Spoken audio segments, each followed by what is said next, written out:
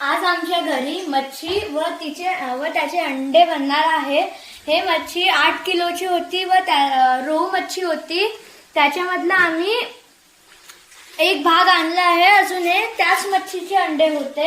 आता हे दोघं बनवायसाठी आपण इथे मसाला ग्राइंड करून इथे टाकला। अजून इथे आपण मच्छीचा अंडा बनवणार आहे। अजून इथे मच्छी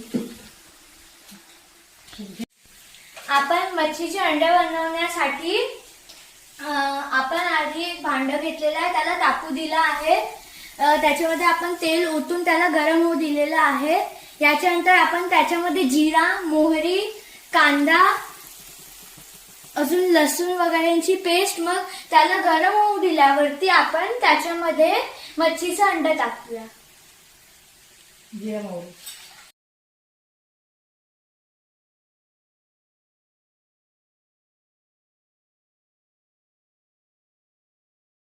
चांगल्याने परतला गेलेला आहे। आता आपण याच्यावर टाकूया टमाटर, मग त्यानंतर आपण चवीपुरते मीठ, गरम मसाला, हळदी। आता आपण मच्छीचं अंड घेतलेलं आहे, हे मच्छीचं अंड आहे। आता आपण याला याच्यावर टाकणार आहे।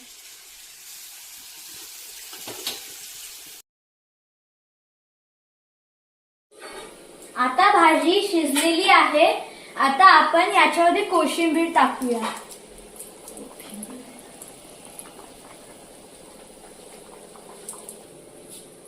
मित्रांनो, तर अशा प्रकारे आपण मच्छीच्या अंड्याची भाजी बनवली आहे। Let's take and try it. धन्यवाद।